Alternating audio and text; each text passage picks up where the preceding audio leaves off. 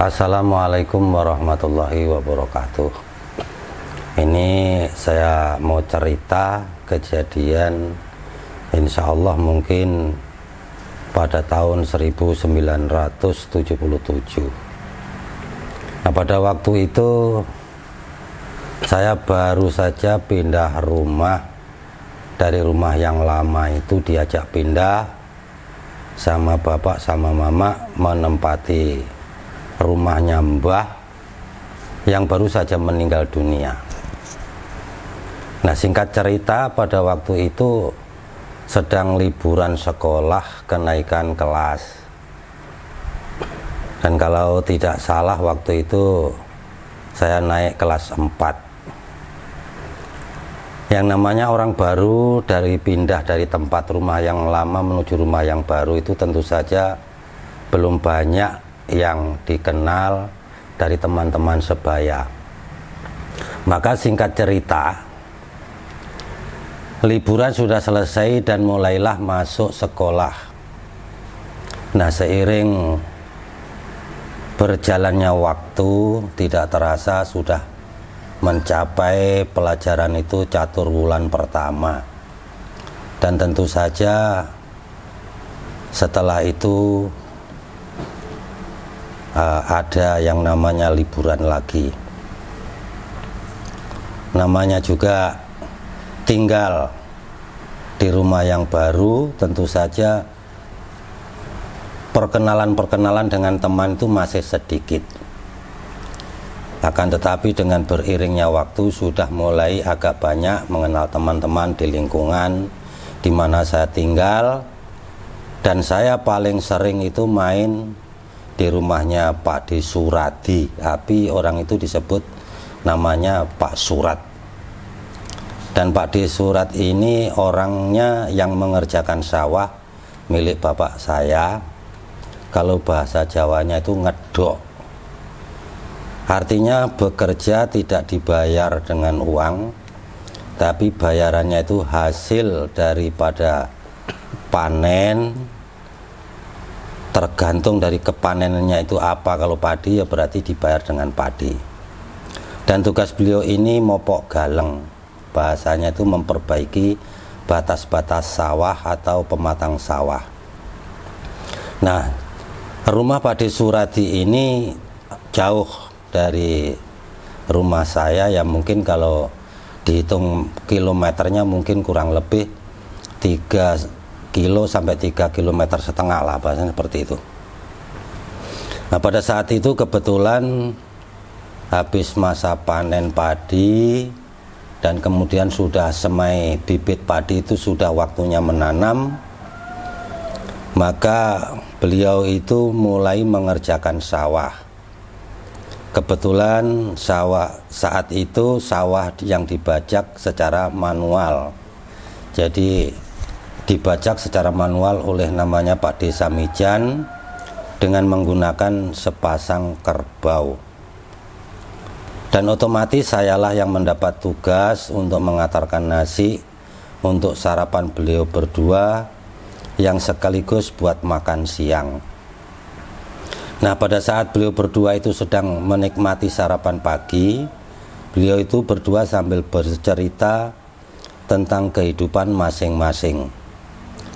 Pada saat asiknya bercerita itu, Pak De Suradi tadi menceritakan kalau setiap sore itu beliau itu bikin diang buat perapian maksudnya, untuk mengurangi agar tidak banyak nyamuk yang datang, yang tujuannya perapian itu bisa mengeluarkan asap untuk mengusir nyamuk, setidak-tidaknya seperti itu, agar tidak mengganggu kambing yang beliau rawat.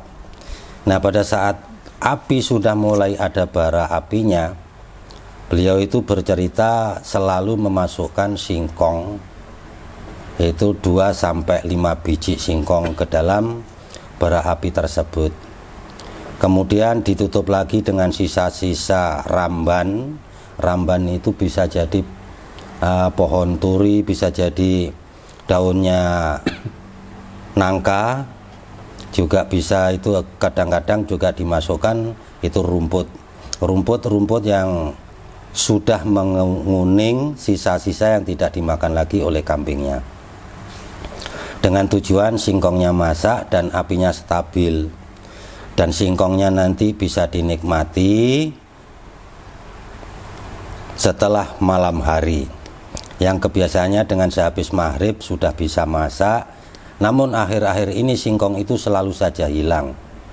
Menurut cerita beliau sudah ditanyakan kepada istri dan anaknya, akan tetapi selalu dijawab oleh istri dan anaknya itu, saya tidak ada mengambil singkong Pak E, katanya seperti itu. Nah, itulah yang Pak De Surat ceritakan kepada Pak De Samijan. Kemudian beliau berdua itu diam dan tidak ada yang berkata-kata, saling membisu, bahasanya seperti itu. Nah, setelah itu Pak De Surat berbicara lagi, menurut Kang Jan kira-kira bagaimana cara mengatasinya agar saya tahu dan bisa melihat siapa yang mengambil singkong tersebut. Nah, pada saat itu saya lihat Pak De Samijan itu wajahnya seperti orang bingung, kebingungan untuk menjawabnya. Lalu Pak De Samijan menjawab, kejadiannya itu persis yang saya alami. Setiap sore saya juga bikin diang, yaitu untuk diang kerbau saya. Dan sebelum saya tinggal juga saya masukkan singkong. Akan tetapi begitu waktu sehabis maghrib, saya datangi singkong yang saya bakar, dan di diangnya itu saya cariin, saya korek-korek, singkong itu juga tidak ada. Artinya juga hilang. Kalau gosong kok gak ada bekas sisa-sisanya yang gosong, itu aneh menurut saya. Dan ini sudah terjadi sepekan lebih. Kalau diartikan itu sudah seminggu lebih, bahasanya seperti itu. Nah, dari cerita beliau berdua itu saya dengarkan betul-betul, dan saya itu juga berpikir, masa singkong dibakar kok bisa hilang? Kalau tidak ada yang mengambil, ya mustahil, tidak mungkin itu hilang. Nah, singkat cerita, saya setelah mendengarkan cerita beliau berdua itu, saya pamit pulang kepada beliau berdua. Dan beliau berdua itu bilang, hati-hati di jalan ya Le. Bilang saya jawab, nggih Pak De. Dalam perjalanan pulang itu saya memikirkan cerita beliau berdua ini. Dan sesampainya di rumah, saya ditanyain mama saya, wong ngarep dikongkon liyane kok suwe ora mulih-mulih, lek ngirim iku mblakrak nang endi. Ini artinya itu orang itu lo mau disuruh pekerjaan yang lain kok lama tidak pulang-pulang, artinya itu jalan kemana kan gitu. Nah akhirnya saya ceritakan semua cerita keluh kesah beliau berdua tadi kepada mama saya. Malah saya dibilang sama mama saya itu, "Hus, kamu tuh anak kecil, kamu bayi kemarin sore, kenapa nguping orang tua cerita?" Katanya seperti itu. Tidak boleh ikut campur, itu urusan orang tua. Dan saya sudah diwanti-wanti, awas jangan ceritakan pada orang lain, kata mama saya. Ya maklumlah pada saat itu memang lagi sulit-sulitnya ekonomi. Tidak semua orang itu bisa makan nasi putih atau nasi beras, bahasanya yang seperti itu. Yang ada itu kebanyakan makan nasi tiwul. Nah nasi tiwul itu terbuat dari singkong yang dijemur, kemudian diproses, bahasanya seperti itu, saya juga nggak tahu prosesnya. Nah juga kebanyakan selain daripada nasi tiwul itu juga memakan nasi beras, nasi kuning yang terbuat dari jagung itu. Jadi namanya singkong ya pasti menurut beliau itu sangat bermanfaat dan itu istimewa. Makanya singkong yang dibakar itu selalu saja hilang, sampai bingung dan menjadi pembicaraan yang serius. Nah singkat cerita, dari saya dengarkan cerita beliau berdua itu, beberapa hari kemudian saya mendengar ada tetangga dari arah yang selatan dari rumah saya itu, agak jauh sih. Nah itu ada mbah-mbah katanya mendem makanan. Bahasanya mendem makanan itu keracunan makanan. Nah setelah saya ikut melihat ke rumahnya, orang pada bertanya, kenapa ada kenapa mbah seperti itu. Bilang kenapa mbahnya seperti itu. Kemudian dari pihak anaknya yang menjawab kalau mbahnya itu mendem nasi gadung. Nah, menurut ceritanya itu orang ubi gadung masih dalam proses direndam 1 malam, sudah diambil dan dimasak. Jadi ya keracunan, mendem baik seperti itu. Nah setelah diminumi air kelapa, mbah itu langsung muntah-muntah terus. Nah dari peristiwa mbah itu mendem gadung, maka timbullah dalam pikiran saya, gadung itu seperti apa kok bisa bikin orang keracunan. Pada saat itu muncullah namanya ide. Muncul ide gimana kalau peristiwa ini saya ceritakan kepada Pak D. Suradi tadi, agar singkong yang dibakar itu diganti gadung.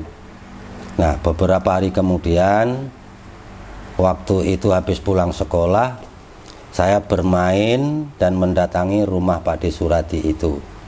Dan saya ceritakan semua yang terjadi pada mbah-mbah yang mendem gadung itu. Dengan berbagai pertimbangan, akhirnya Pak D. Surat menyetujui karena didukung oleh istrinya yang sering ditanyain. Bahasanya dituduh singkong hilang itu yang dituduh istrinya.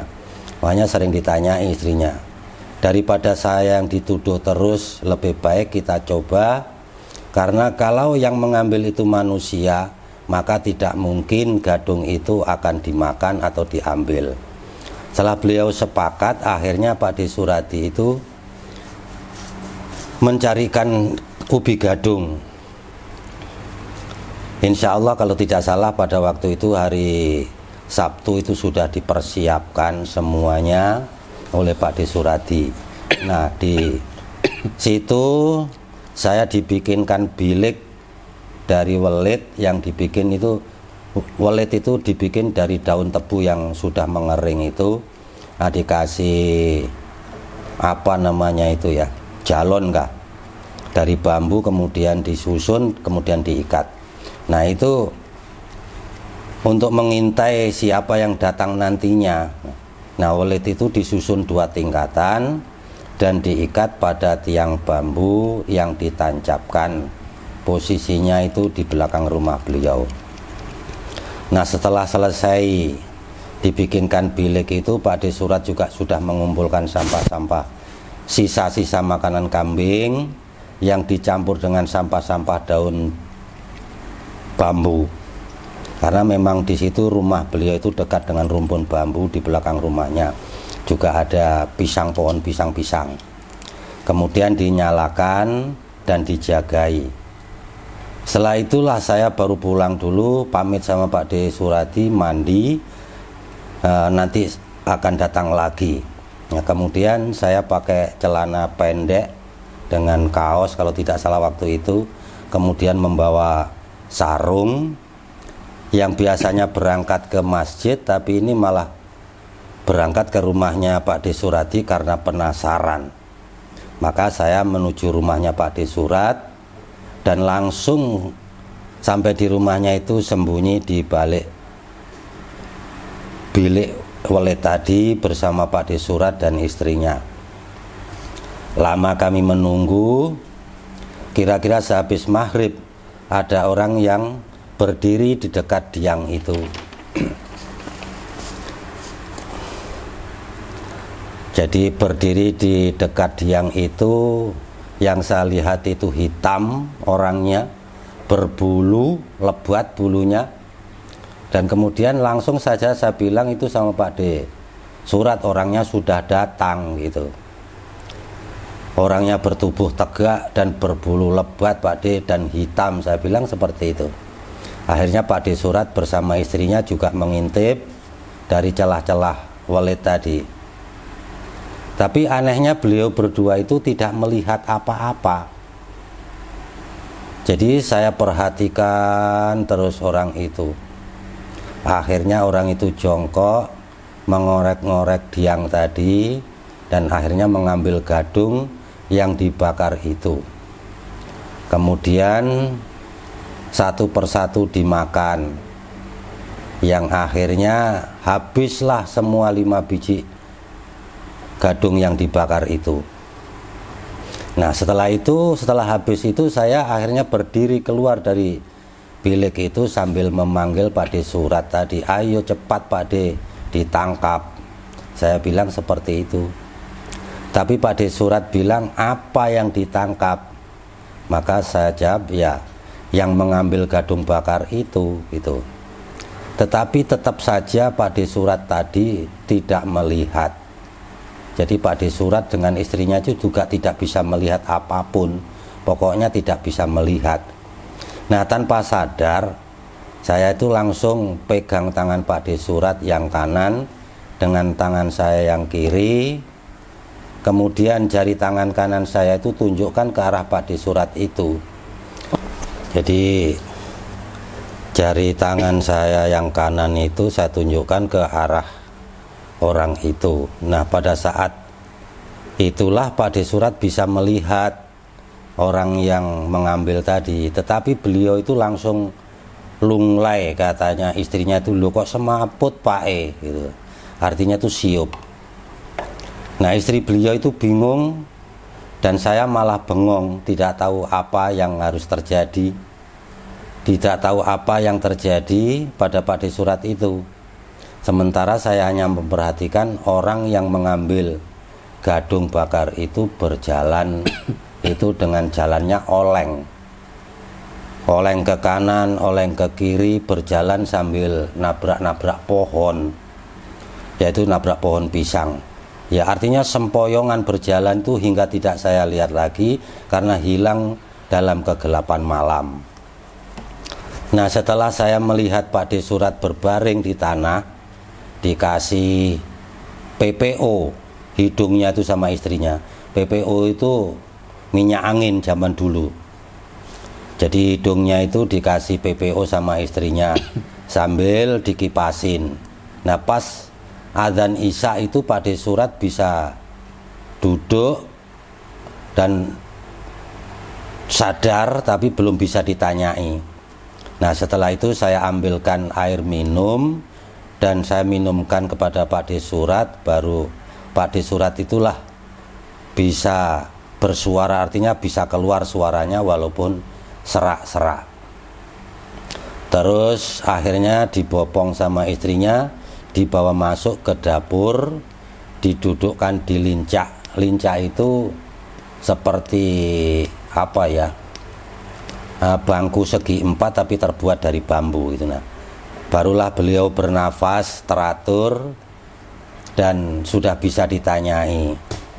Dan tidak lama beliau meminta maaf sama istrinya karena sudah menuduh mengambil singkong tiap beliau bakar itu. Ternyata yang mengambil itu bukan istrinya, bukan anaknya, tapi menurut cerita beliau itu adalah genderuwo, seperti itu. Nah, baru setelah itulah saya baru mengerti yang namanya genderuwo itu seperti itu. Ya, namanya anak-anak genderuwo yang bagaimana belum ngerti. Tapi pada saat itulah menurut ceritanya Pak D. Surat, itulah genderuwo. Jadi tidak bisa membedakan antara singkong dengan gadung. Nah, itu saja cerita pertama saya pada malam hari ini. Dan saya akhiri, wassalamualaikum warahmatullahi wabarakatuh. Oke Pak, tadi itu sudah mantap ya. Baru pertama kali dengar cerita tentang singkong dibakar bisa hilang. Itu tahun berapa Pak tadi Pak? 1974? Ya, kalau nggak salah itu tahun 1974, itu masih kelas 4 itu saya. 4 SD berarti kira-kira umur berapa tuh? 8? 9? Ya, kalau 4 SD itu ya 9 tahun itu, 9 kurang tahun lebihnya. 9-10 tahun lah. Jadi 9 tahun itu sudah mulai kerja ikut Pak D itu ya? Ya, itu ngantar, bahasanya ngantar nasi. Oh, gitu. ngantar nasi, Ya, jadi bukan kerja gitu ya? Bukan, ngantar nasi aja tugasnya. Itu Karena di desa apa Pak? di Padukuhan Blok Mundu, Desa Sukorno. Sukorno, Jawa Timur Pak ya? Iya, Jawa Timur. Itu kebunnya siapa? Itu kebunnya bapak saya, bahasanya sawah. Jadi sawahnya itu posisinya di belakang rumah. Dari rumah tuh kurang lebihnya ya mungkin sekitar 1 kilometer lah. Oh, dari belakang rumah 1 kilometer ya? Iya. Jadi memang benar-benar kebun ya? Sawah, persawahan, bukan kebun. Itu kemudian kan tadi Bapak itu inisiatif untuk pengen ngajukan diri sendiri untuk jaga waktu itu atau memang disuruh Pak D? Ya, kepengen sendiri, memang Pengen inisiatifnya sendiri. seperti itu, kepengen tahu. Karena itu Bapak yakin tuh itu bahwa itu manusia gitu ya? Nggak ada Iya, kepikiran? yakinnya manusia gitu loh. Nggak kepikiran gitu ya? Iya, makanya kalau masa singkong kok bisa hilang, coba dikasih gadung. Dengan peristiwa mbah-mbah yang mendem gadung itu kan siapa tahu ketahuan yang mengambil gitu. Nah, terus kemudian itu kan Pak D pertama itu kan nggak lihat barang itu. Nah, tapi Bapak lihat barang itu. Nah, ada nggak Bapak pas waktu itu tanya kok nggak lihat pertama itu? ya, Pak D-nya itu kok nggak lihat pas pertama gitu? iya, berulang kali saya tanyai, masa Pak D nggak lihat? Tapi akhirnya Pak D itu habis itu lihat. Ya, begitu Pak D itu saya pegang tangan kanannya dengan tangan kiri saya, itulah baru Pak D Surat itu melihat. Itu loh gitu. Iya. Tapi pas waktu posisinya Pak D ini sama Bapak jauhnya berapa meter? Ya, nggak berjauhan, kurang kita bertiga duduk kok. Oh, bertiga duduk di Iya, di bilik tadi. Di biliknya Iya. tebu tadi ya? Iya, bilik welit tadi itu duduk bertiga di situ. Cuma yang lihat Bapak aja itu? Iya. Lalu ibunya juga nggak lihat? Nggak ngelihat, sampai selesai ibunya tuh nggak ngelihat, ya hanya Pak D Surat saja yang lihat. Terus gadunnya di situ ditaruh berapa? Gadungnya itu kalau nggak salah 5 itu. 5 ya, Iya. tapi jadi sampai selesai baru Pak D itu ngelihat atau belum sampai selesai Belum. makannya? Begitu selesai makan 5-5-nya itu saya berdiri kan. Berdiri sudah habis, bahasanya seperti itu gadungnya, ayo kita tangkap Pak D gitu loh. Jarak jaga sama yang barang hitam tadi yang kelihatan itu berapa meter atau Paling ya cuma 6-7 meter aja. 6-7 meter ya, Iya. tapi barang halus itu nggak sadar. Iya, Kalau Bapak nggak sampai di sini sadar, juga nggak ya? sadar karena memang ada dindingnya di depan kami itu. Kalau diingat-ingat itu tingginya itu berapa meter atau ukuran bodinya berapa meter? Ya, kalau tingginya sih mungkin lebih dari manusia lah. Manusia umumnya itu tinggi mungkin paling tinggi 170 atau 180, itu kalau mungkin itu ada 2 meteran itu. Oh, jadi nggak terlalu jauh tapi memang tinggi. Ya, tinggi. Cuma besar badannya. Badan besar. Tegak. Kayak pam-pam, enggak? Kayak Jin dan Jun itu. Oh, enggak, badannya biasa aja. Cuma Biasa ya? Besar, tinggi. Besar, tinggi tapi nggak gemuk gitu. Nggak tegak gitu. Kalau badannya warna hitam, full hitam. Iya, pokoknya full hitam, bulu hitam gitu. Atau karena memang nggak kelihatan bulannya karena itu, atau memang hitam, Bapak yakin? Enggak, memang di situ kan sudah dikasih lampu template itu di kandang itu kan sudah dikasih lampu persiapan dua. Jadi dua sangat lampu. yakin kalau itu tadi itu memang nggak hitam badannya gitu. Iya, hitam memang. Kalau wajahnya hitam juga. Wajahnya nggak sempat dilihat karena menghadapnya itu ke arah diang. Oh, berbeda arah gitu ya. Iya. Kalau Rambutnya pokoknya semuanya hitam semuanya yang kalau terlihat lurus, itu. Lurus saja sih. lurus saja ya, genderuwo tapi lurus ya. Cenderung lurus saja yang dilihat itu. Kalau mata, Ya itu tadi kan lihat juga. nggak terlihat. Terlihat ya. Jadi yang terlihat jelas postur tubuhnya tingginya Iya, sama tinggi. ukuran Pokoknya badannya. sport lah pokoknya. Besar, tegak. Ini nggak kelihatan ada bajunya atau enggak? Nggak ada. Nggak ada pakai baju.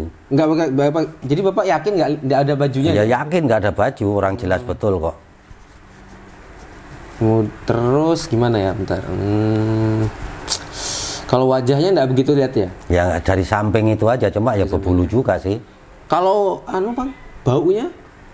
Nah ini kayak modelnya kayak apa ya, apek-apek gitu. Apek-apek karena kan jaraknya cuma 5 sampai 7 meter ya kan? Kurang lebih segitulah. Baunya bau apek gitu. Terus itu kan selesai bayangan itu kan selesai makan. Jadi setelah selesai makan itu dia balik badan. Ya balik badan. Balik badan jalan kan? Jalan, tapi sempoyongan jalannya. Jalannya sempoyongan. Iya. Yakin, sangat yakin. Sangat yakin itu. Sangat yakin ya. Iya.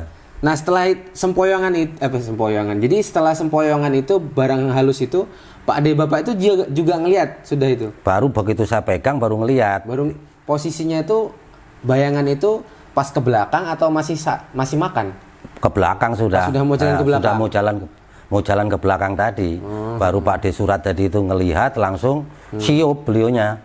Ngelihatnya pas dia Pak D-nya ini berdiri atau duduk? Berdiri. Pas berdiri. Jadi semua berdiri tuh. Iya. Jadi pada saat itu nggak ada yang lari pengen nangkep gitu atau ngelihat aja gitu. Ya nggak ada orang yang lihat, Bapak aja. Saya yang lihat. Pertama. Saya masih umur segitu kan, mana 9, 8. mana berani nangkap kan. Jadi Pak D sudah ngelihat Tapi siup, langsung siup mulai itu. siup itu ya? Iya.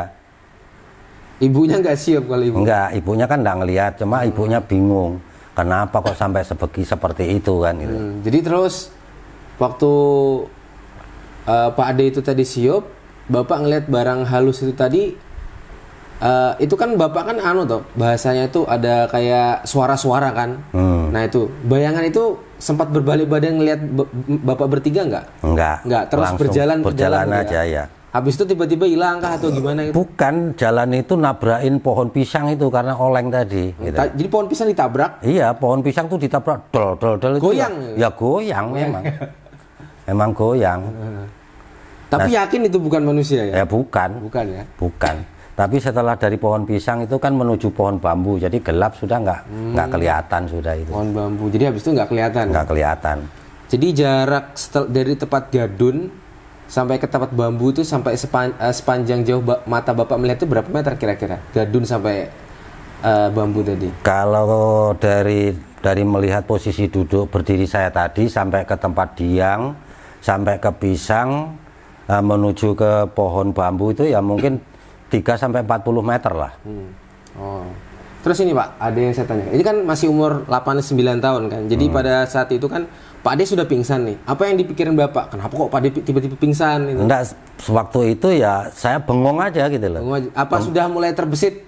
Wah ini kayaknya lain manusia nih. Bukan, enggak ada sama sekali itu mikir makhluk lain, enggak ada. Cuma hanya yang ngeliatin aja kenapa kok mau diajain nangkap kok malah ini semaput gitu. Sempoyongan gitu. Iya, jadi saya perhatikan aja itu yang mengambil gadung tadi itu. Apakah kepulangnya kemana? Cuma ya ke situ aja sudah. Terus Pak Ade dibawa ke? Akhirnya begitu dikasih PPO tadi kan sama istri sambil dikipasi terus kan baru sadar. Jadi masih di lokasi itu? Iya, masih di lokasi. Jadi terus Pak Ade itu cerita di lokasi itu atau sudah di rumah? Sudah di dalam rumah. Sudah di dalam rumah ya. Baru ngomong sama Bapak kalau di dapur itu tadi. genderuwo. Iya, katanya itu beliau bilang genderuwo. Gitu. Jadi pas waktu Pak Ade itu cerita kalau itu yang namanya genderuwo. Nah, Bapak kan dengar itu. Iya. Walah itu genderuwo. Apa perasaan Bapak pada suatu? Iya, pada saat itu perasaannya loh kok kenapa nekat betul kan seperti itu. Kalau tahu genderuwo ya jelas nggak mungkin berani kan. Mungkin gitu. berani. Iya. Terus apa yang masa Bapak diam aja nggak ngomong sama Pak D? Ya nanyain aja masa genderuwo seperti itu Pak D. Apa ndak orang kah itu, mana ada katanya kalau orang masa pakai kayak gitu katanya. Artinya Pak D Surat tadi itu melihat fisiknya berbulu tadi gitu lah. Sedangkan Bapak tadi itu ngelihatnya itu tapi ya menurut Bapak itu bukan manusia gitu. Ya. Tapi juga kayaknya nggak mungkin lah makhluk halus gitu kan. Ya belum berpikir ke arah itu. Berpikir ke arah itu karena masih umur 8-9 tahun. Jadi itu pertama kali ngelihat barang halus itu di umur 8 tahun 9 tahun atau sebelumnya juga sudah ya sebelumnya sudah ngelihat tapi sih. yang paling jelas yang ini. Iya, paling jelas ini. Ada juga yang waktu itu mbah itu masih hidup kan. Waktu ngantar nasi sore itu pulangnya kan kemalaman. Nah itu sempat ngelihat di rumah dekat madrasah itu MI itu, Madrasah Ibtidaiyah sekolahan itu ada rumah, kata cerita orang sih rumah peninggalan Belanda. Oke, itu jadi sebelumnya itu juga sudah pernah lihat. Ya pernah itu. Menurut Bapak jelas mana sama yang genderuwo tadi? Sama-sama jelas. Sama-sama jelas ya. Oke, nanti Tapi kalau yang di rumah itu kan perempuan, yang pakai lampu tapi rambutnya itu ditutupkan ke depan. Oke, itu nanti next ceritanya. Kemudian setelah kejadian itu kan pasti ngantar lagi makanan, bakar lagi. Apakah masih ada kejadian yang sama? Enggak dikasih lagi sudah. Oh, memang nggak bakar-bakar lagi? Nggak bakar lagi, cuma ya singkong aja habis itu dibakar. Singkong dibakar tapi nggak hilang? Nggak hilang sudah. Jadi memang seterusnya habis itu bakar singkong? Ya enggak juga sih, kadang-kadang aja. Kadang-kadang aja, tapi nggak pernah hilang? Nggak pernah hilang lagi. Kalau sebelumnya itu kan hilang, itu jadi naruh lah, anggaplah 5 singkong dibakar. Itu Pak D itu nggak dijagain kah atau jalan kemana? Ya kadang-kadang kan setelah bikin diang itu sudah menjadi, karena itu yang dibakar itu kan ada cabang-cabangnya pohon turi, pohon nangka yang agak kering itu kan nanti itu jadi bara api. Nah kalau sudah jadi bara api kan dimasukkan ke dalam itu, baru ditumpuki lagi rumput-rumput yang menguning itu. Baru kadang-kadang kan ditinggal ke dalam karena adzan maghrib apa kan gitu. Tapi pas sudah begitu selesai maghrib sudah didatangi udah nggak ada ceritanya. Harusnya kan kalau singkong biarpun terbakar kan gosong kan? Iya, gosong masih ada bekas. Iya, pasti ada bekas itu. Kalau yang orang yang sering bolang pasti tahu lah singkong nggak bakal bisa jadi abu. Kalau panasnya kayak apapun pasti ada. Jadi itu benar-benar hilang. Benar-benar hilang. Atau masih ada bekas sisa-sisa makanan di situ? Bukan. Benar-benar hilang. Benar-benar hilang. Yang tersisa di sampingnya diang tadi itu kulit aja, atau kerikannya gosongan-gosongan itu tadi. Sisi luar yang gosong dikerik gitu aja sedikit. Tapi masih ada sisa dikit putih-putih. Iya, ada sisanya. Oh, jadi memang benar-benar dimakan di situ. Iya, benar-benar dimakan, nggak dibawa pulang. Jadi setelah kejadian itu masih sering bakar tapi nggak begitu sering. Ya, nggak begitu sering, udahlah jarang-jarang. Barang halus itu nggak pernah datang lagi. Ya enggak, karena Pak D Surat itu sudah ketakutan. Sudah kapok. Iya. Jadi sampai cerita kan itu kan di ladang terus, ke kebun terus, nggak pernah ngelihat barang itu lagi? Enggak, saya tanyain gitu, gimana Pak D? Katanya ya sudah aman, nggak pernah datang lagi. Terus Pak D masih sering bakar singkong enggak? Ya jarang-jarang katanya seperti itu. Ya ada tapi jarang lah bakarnya. Oke, cukup deh ini. Oke, mantap. Terima kasih Pak ya. Ya, sama-sama.